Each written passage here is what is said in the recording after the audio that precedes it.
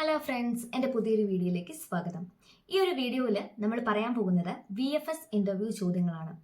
VFSന് submit ചെയ്ത documents എല്ലാം original ആണോ എന്ന് വെരിഫൈ ചെയ്യാൻ വേണ്ടി നടത്തുന്ന ഇൻ്റർവ്യൂ ആണ് VFS ഇൻ്റർവ്യൂ. അതിൽ എക്സ്പെക്ട് ചെയ്യാൻ പറ്റുന്ന ചോദ്യങ്ങളാണ് ഈ ഒരു വീഡിയോയിൽ നമ്മൾ ഡിസ്കസ് ചെയ്യാൻ പോകുന്നത്. സ്റ്റാർട്ട് ചെയ്യാം.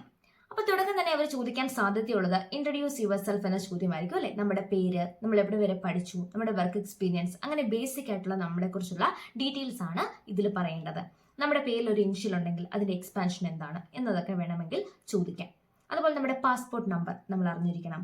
നമ്മളിപ്പോൾ എന്താണ് ചെയ്യുന്നത്, നമ്മളിപ്പോൾ സ്റ്റുഡൻ്റ് ആണോ അതോ നമ്മൾ വർക്കിംഗ് ആണോ, നമ്മളൊരു ഏജൻസി വഴിയാണോ അപ്ലൈ ചെയ്തത്, നമ്മുടെ ഏജന്റിന്റെ പേരെന്താണ്, ഇങ്ങനെയുള്ള ചോദ്യങ്ങളൊക്കെ VFSന് നമുക്ക് എക്സ്പെക്ട് ചെയ്യാം.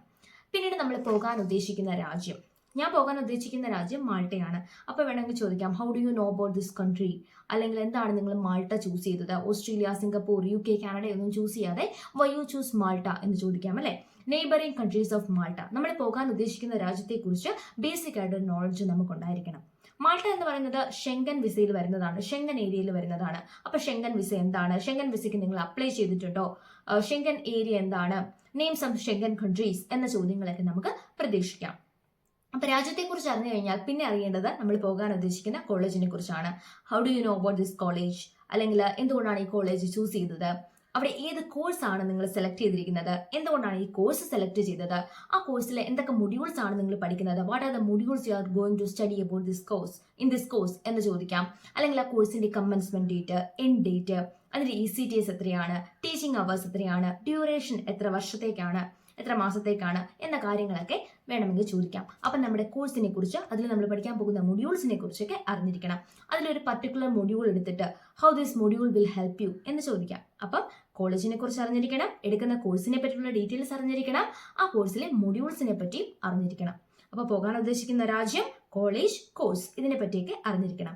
പിന്നീട് നമ്മൾ അറിഞ്ഞിരിക്കേണ്ടത് ഇൻഷുറൻസിനെ കുറിച്ചാണ്. നമ്മളൊരു ഇൻഷുറൻസ് എടുക്കുന്നുണ്ട് അല്ലേ, ട്രാവൽ ഇൻഷുറൻസ്, അതിന്റെ കവറേജ് എത്രയാണ്, അതിന്റെ ഡ്യൂറേഷൻ അല്ലെങ്കിൽ പീരീഡ് എത്രത്തേക്കാണ് വരുന്നത്, എത്ര നാളത്തേക്കാണ് നമ്മൾ ഈ ഇൻഷുറൻസ് എടുത്തിരിക്കുന്നത് എന്നത് അറിഞ്ഞിരിക്കണം.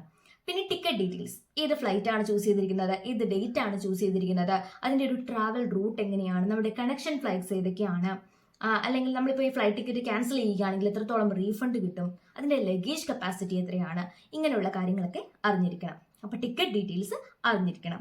പിന്നെ വേണമെങ്കിൽ ചോദിക്കാം ആരാണ് നിങ്ങളുടെ sponsor, who is your sponsor എന്ന് ചോദിക്കാം അല്ലെ. നമ്മൾ തന്നെയാണെങ്കിൽ I sponsor my self for my studies എന്ന് പറയാം. നമ്മുടെ പേരൻസ് ആണെങ്കിൽ പേരൻസിന്റെ പേര് പറയാം. അപ്പൊ പേരൻസിന് എത്ര സേവിങ്സ് ഉണ്ട് എന്നൊക്കെ വേണമെങ്കിൽ ചോദിക്കാം. അതുപോലെ VFSന് മുമ്പായി നമ്മളൊരു ബാങ്ക് സ്റ്റേറ്റ്മെന്റ് സബ്മിറ്റ് ചെയ്യുന്നുണ്ട് അല്ലേ. ആ ബാങ്ക് സ്റ്റേറ്റ്മെന്റിൽ നമ്മുടെ അക്കൗണ്ടിൽ എത്രയാണ് ബാലൻസ് കാണിച്ചിരിക്കുന്നത്, അപ്പൊ ഇൻ യൂറോ ആണെങ്കിൽ യൂറോയിൽ തന്നെ അറിഞ്ഞിരിക്കണം. ഇന്ത്യൻ റുപ്പിയിൽ പറഞ്ഞ് പിന്നീട് അത് യൂറോ ആയിട്ട് കൺവേർട്ട് ചെയ്യാൻ നിൽക്കാതെ എത്ര യൂറോയിലാണെന്നുള്ളത് കൂടി ഓർത്തിരിക്കണം. നമ്മുടെ ട്യൂഷൻ ഫീസ് നമ്മൾ എത്ര രൂപ ഓൾറെഡി പേ ചെയ്തിട്ടുണ്ട് അല്ലെ, how much tuition fees you already paid എന്ന് ചോദിച്ചാൽ നമ്മൾ ഓൾറെഡി പേ ചെയ്ത ട്യൂഷൻ ഫീസ് എത്രയാണെന്ന് പറയണം. ഇനി എത്ര കൊടുക്കാനുണ്ട്, ടോട്ടൽ ട്യൂഷൻ ഫീസ് എത്രയാണ്, ഇതെല്ലാം യൂറോയിൽ തന്നെ അറിഞ്ഞിരിക്കണം. നിങ്ങൾ പോകാൻ ഉദ്ദേശിക്കുന്ന രാജ്യത്തെ കറൻസി ഏതാണോ അതിൽ തന്നെ അറിഞ്ഞിരിക്കണം. പിന്നീട് നമുക്ക് എക്സ്പെക്ട് ചെയ്യാൻ പറ്റുന്ന ചോദ്യം, ഫ്ലൈറ്റ് ടിക്കറ്റ് പറഞ്ഞു, ഇൻഷുറൻസ് പറഞ്ഞു, നമ്മുടെ അവിടുത്തെ അക്കോമഡേഷൻ, നമ്മൾ അവിടെ പോയിട്ട് എവിടെയാണ് താമസിക്കുന്നത്, നമ്മൾ പോകാൻ ഉദ്ദേശിക്കുന്ന രാജ്യത്തിൽ നിങ്ങൾക്ക് ഫ്രണ്ട്സോ റിലേറ്റീവ്സോ ആരെങ്കിലുമൊക്കെ ഉണ്ടോ എന്നൊക്കെ ചോദിക്കാം അല്ലേ. അപ്പോൾ ആരും ഇല്ല എന്ന് പറയുന്നത് തന്നെയായിരിക്കും കുറച്ച് നല്ലത്. പിന്നീട് പഠിത്തത്തിന് ശേഷം നിങ്ങൾ എന്താണ് ഉദ്ദേശിക്കുന്നത്, what is your future plan എന്നൊക്കെ ചോദിച്ചു കഴിഞ്ഞാൽ അവിടെ പോയി ഞങ്ങൾ പഠിച്ചു കഴിഞ്ഞിട്ട് ഞങ്ങൾ അവിടെ തന്നെ ഒരു ജോലി കിട്ടി സെറ്റിൽ ആവാനാണ് എന്നൊന്നും പറയരുത്. പകരം നമ്മൾ എന്ത് പറയണം, നമ്മുടെ കോഴ്സിന് ശേഷം I will come back to my country, എന്നിട്ട് ഇവിടെ തന്നെ ഒരു ജോലി നോക്കാനാണ് എനിക്ക് താല്പര്യം എന്നൊക്കെയാണ് നമ്മൾ പറയേണ്ടത്. പിന്നെ എൻ്റെ ഒരു ഫ്രണ്ട് VFS ഇന്റർവ്യൂവിന് പോയപ്പോൾ ചോദിച്ച ചോദ്യങ്ങൾ ഏതൊക്കെയാണെന്ന് ഞാൻ പറയാം. ഫ്ലൈറ്റ് ടിക്കറ്റിനെ പറ്റിയുള്ള ചോദ്യങ്ങളുണ്ടായിരുന്നു, ഇൻഷുറൻസിനെ പറ്റി ചോദിച്ചു, അവിടുത്തെ റൂം എവിടെയാണ്, അക്കോമഡേഷൻ എന്ന് ചോദിച്ചു, അതുപോലെ നാട്ടിൽ എവിടെ വരെ പഠിച്ചു, നമ്മുടെ നാട്ടിൽ പഠിച്ചത് 10th പാസ് ചെയ്ത ഇയർ, 12th പാസ് ചെയ്ത ഇയർ, നമ്മൾ ഡിഗ്രി പഠിച്ചിട്ടുണ്ടെങ്കിൽ ഡിഗ്രി എപ്പോഴാണ് പാസ് ചെയ്തത്, അപ്പം നമ്മൾ ഇവിടെ പഠിച്ച നമ്മുടെ എഡ്യൂക്കേഷണൽ ക്വാളിഫിക്കേഷനെ പറ്റി അവർ ചോദിക്കാം. ഇനിയിപ്പം വർക്ക് വിസയ്ക്കാണ് പോകുന്നതെങ്കിൽ ചിലപ്പോൾ നമ്മുടെ വർക്ക് എക്സ്പീരിയൻസിനെ പറ്റിയായിരിക്കും ചോദിക്കുന്നത്. പിന്നെ നമ്മുടെ പേരൻസിന് എത്ര സേവിങ്സ് ഉണ്ട്, അത് ഞാൻ ഓൾറെഡി പറഞ്ഞു. പിന്നെ മാൾട്ടയിൽ പോകുമ്പോൾ നമ്മൾ ഫ്രീ ടൈം എങ്ങനെയാണ് ചിലവാക്കാൻ വേണ്ടി ഉദ്ദേശിച്ചിരിക്കുന്നത്, what will you do in your free time in Malta എന്ന് ചോദിച്ചു കഴിഞ്ഞാൽ എന്ത് പറയണം, ഞാൻ അവിടെ നാട് കണ്ട് നടക്കും, I will explore the country എന്നൊന്നും പറയരുത്. പകരം എന്ത് പറയാം, നമുക്ക് വേണമെങ്കിൽ പറയാം I will be investing heavily on my studies എന്ന് പറയാം അല്ലേ. അല്ലെങ്കിൽ I will improve my language skills, communication skill, presentation skill, അങ്ങനെ എന്തെങ്കിലുമൊക്കെ ഉത്തരങ്ങളൊക്കെ നമുക്ക് പറയാം. അപ്പോൾ VFSന്റെ ബേസിക് ആയിട്ട് നമുക്ക് എക്സ്പെക്ട് ചെയ്യാൻ പറ്റുന്ന ചോദ്യങ്ങൾ ഇതൊക്കെയാണ്.